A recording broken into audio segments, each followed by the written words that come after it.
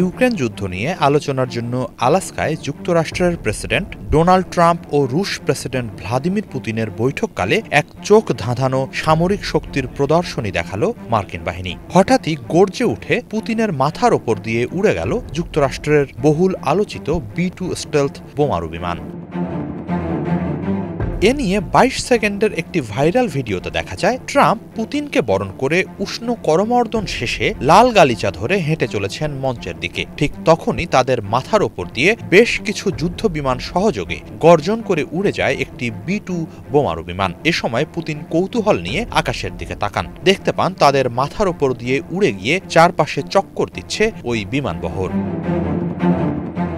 এই ঘটনাকে অনেক বিশ্লেষকই রাশিয়ার প্রতি যুক্তরাষ্ট্রের সামরিক একটি বার্তা হিসেবে দেখছেন, বিশেষ করে যখন ইউক্রেন যুদ্ধ বন্ধ করা না করা নিয়ে চরম উত্তেজনার মধ্যে আছে পরমাণু শক্তিধর এই দুই দেশ।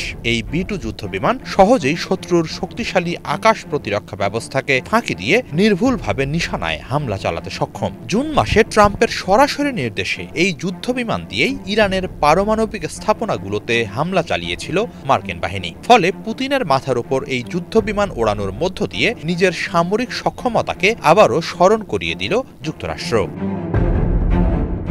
যুক্তরাষ্ট্রের B-2 বোমারু বিমান বর্তমানে বিশ্বের সবচেয়ে ব্যয়বহুল সামরিক বিমান। এর এক একটির মূল্য প্রায় $2.1 বিলিয়ন।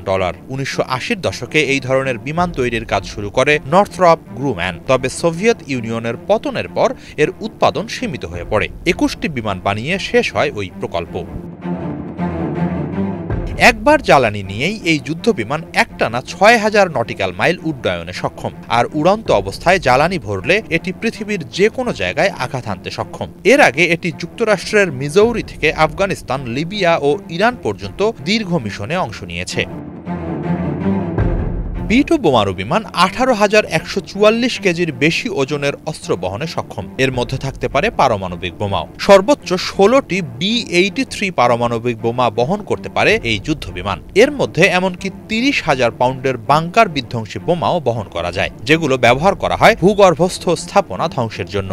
এবছরের জুনে ইরানের ফোর্দো গবেষণা কেন্দ্রে ৬টি বাংকার বিধ্বংসী বোমা ফেলা হয় B-2 দিয়ে।